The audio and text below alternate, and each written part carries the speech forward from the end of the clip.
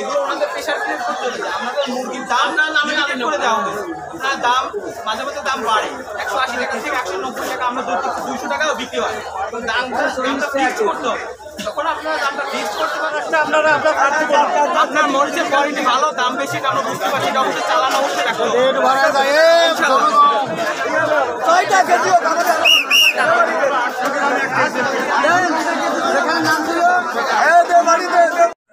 আমাদের হচ্ছে এই অনুযায়ী লিস্ট করা হয়েছে, এরপরে থেকে আর কি আপনারা জমিতে বিক্রি করার চেষ্টা করবেন। আর আরো থেকে চালান এই অনুযায়ী এখনো আমরা সবাই দামটা বাড়াই, কারণ তারা কিনে এনে একটু কম থাকে।